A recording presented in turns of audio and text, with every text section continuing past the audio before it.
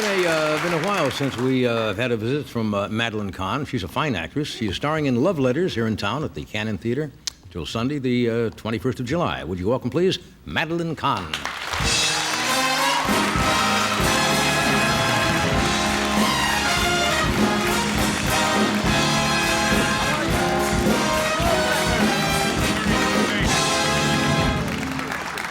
Good to see you again. Thank you. I should mention, they had it here on the card, and I should mention, you're doing this with Dabney Coleman.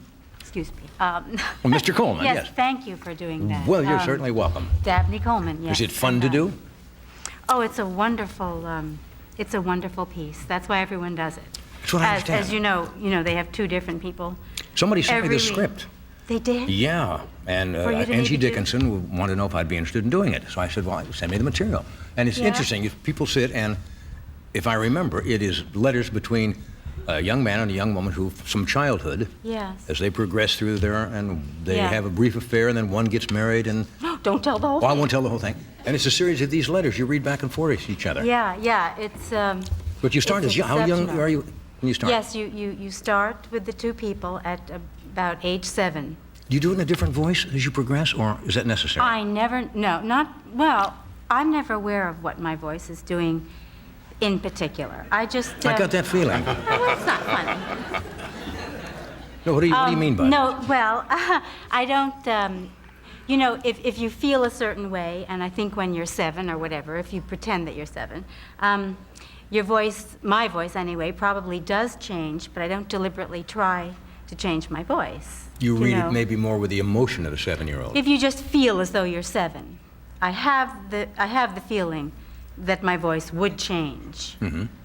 I'm Boy, sure the guy's name is Andy, isn't it? Yeah. If I remember. And you actually might do this at some point. I read it. I don't know whether I'd be very good at it or not. Oh, well, that's not important, is it? I mean... Well, it would be important to me. I'd like to be good at it, yes. I wouldn't want to go in there and make a fool of myself. I can do that here. No. You know, it's the reason people love doing it. It's such a wonderful piece. It just works, right. And so I don't think you could possibly make a fool of yourself. Really? Yeah. This has been done by a range of people. People come from all over to do this, and so it works. Do you get to choose whom you do it with? Whom you do it with? I think you could say, no, I would certainly not consider doing it with that person. I think you could say that. Yeah, I didn't. I would say it if they asked me to do it with Dabney Coleman, for example. I think the whole thing would be wrong. Now, that's an idea. Yeah. Yeah. No, but I think that my impression is that,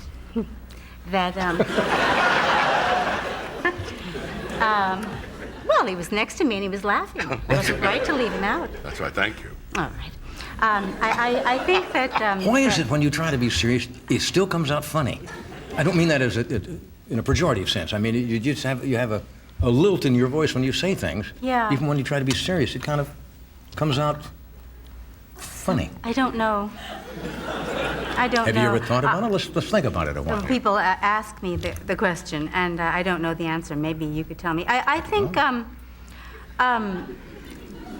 in this play, for example, I do enjoy the part of the play, and they do get to go through till they're about 60 also. What age do you like that? I really like being the younger, because you never get a chance to do that. But it seems I feel more myself and kind of more back to a time when you really say just exactly what you want to say without thinking, and you don't censor yourself, and you don't know what you sound like, and you just very earnestly are doing what you want to do. Yeah. That seems to be funny to people. That's true of both the young and the very old. Yes, and in the middle. Yeah, in the middle, you're kind of structured by convention, right? Yes, you are. That's right. And so, yes, I've always wondered, well, when will I really be able to say what I want? Anyway, so I enjoy. Are there things you'd like to say now that you get off your you get off your chest? Anything bothering you or bugging you? No. Do you have any phobias at all? Phobias? Anything that really phobias? Unnatural. That's a good. Well, I'll tell you what leapt to my mind. I mean, I'm not prepared for this. Well, that's okay. An unnatural fear of something. Well, a lot of people are afraid of the dark. Ed has acrophobia, right? A fear of heights. Yeah. Yes. We haven't prepared this. Well, I'll tell you what leapt to my mind. You know, I do not like balls coming toward me.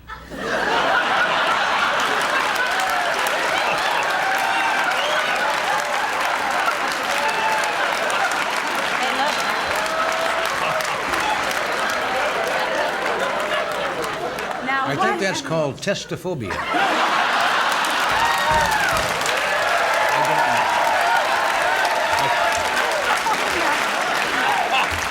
Of course, I could be wrong. I don't really know. I've never. You mean a solid object like a baseball come hurtling right at your? That's what I mean. Yes. I know that. Yeah. Did you know George Patton had a fear of a bullet hitting him right here? The general, great general, his fear that a bullet would hit him right here in the nose. He wouldn't have minded if it No, that had was been his fear. somewhere I'm else. sure he would have minded. But that was his greatest fear, for some reason, that a bullet would hit him right there. Well, that is interesting. Yeah. But in other words, this cuts me out of tennis, volleyball, anything like that, which I know it's a lot of fun, but if I see a ball coming toward me, I have no inclination to hit it. I simply want to step aside and let it continue going. You know, I've never heard anybody who had that particular phobia before. Now, does it depend on the size of the object? I mean, if you were playing marbles and you saw a marble... That's rolling. That's rolling. That's I rolling. see. They have to be actually in a trajectory. Yes, and most sports are based on wanting to hit the ball back, and I have no desire to do that.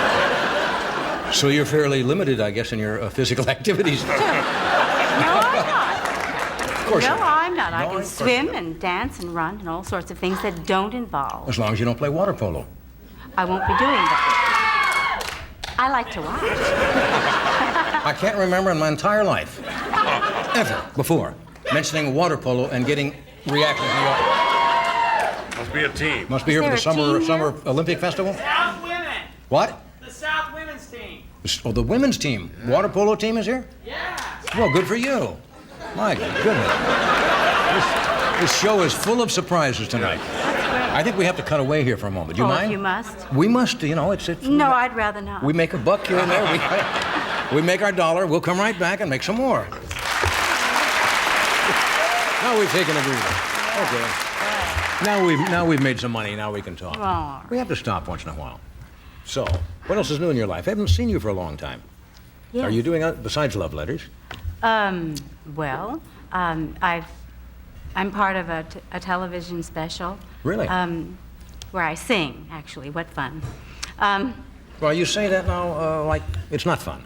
Oh, no, it is. It is. I just think I'm a little strange, that's all. When you sing? Yeah. Do you get Yeah. Are you uncomfortable when you Well, sing? see, here's another thing. No, I've chosen to sing. I sang on the show once, but it was a strange selection, wasn't it? I'm trying to remember. What was it called? Never mind, What was it never called? mind. No, what was it called? Jog my memory. No, I'd rather not. All right. Don't jog. Never mind. It's called The Moment Has Passed. But anyway, I sing a couple of strange songs on this. It's for cable. It's on Lifetime, and there's mostly female comedians, and I sing. Pop song? No, an old R&B song and some other strange things. And I think it's fun. I mean, I'm supposed to be doing regular singing. I'm supposed to be grown up and singing, even opera, which I was trained to do and all that. Oh, I didn't know that. Yeah. Did we talk about that before? Or did I forget that too? Well, we may not have talked about it.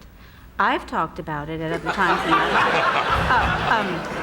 life. But not necessarily with me. It may be that we haven't. All right.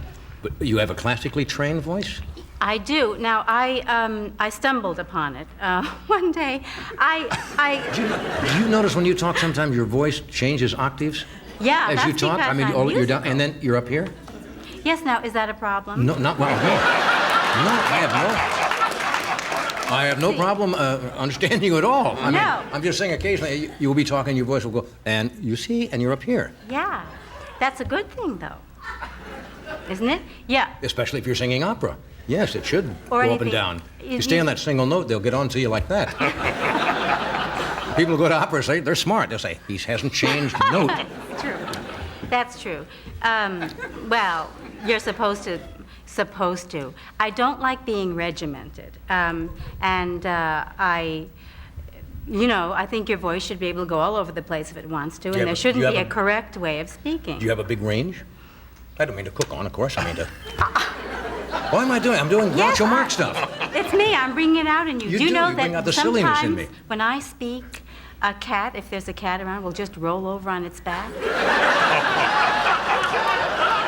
Dogs come around and they get nervous and they start howling and stuff like that. Did you read the thing in the paper last week about Mary Hart I did, talking on yes. television, and some lady went into a seizure at the sound of her voice, and they don't know Yes. why? Yeah, that's tricky. But animals actually don't. I mean, cats just go. Sometimes they just roll over and writhe around. Maybe because of the change in pitch of your voice. I don't know. There could be some overtone in it that only they can hear. Anyway, what I would just want to get, and it pleases them in some way. Well, See, musicians understand these things, I hope, right? Especially the drummer. Sean, as he walks by, lots of cats fall over their legs. Yes, that's true. I've seen it many times. Animals go near the band and they freak out. No, but I love to sing and I love to use my voice in strange ways. And when you sing opera, which I somehow could do, Right. You have to be correct. And that made me a little nervous. Yeah. So I I'll look forward to stopped. seeing it. I think we have to cut away here for a Oh, moment. And dear. of course, it's money time. Well, dear. Gloria Estefan is with us tonight, so stay where you are. We'll be right back.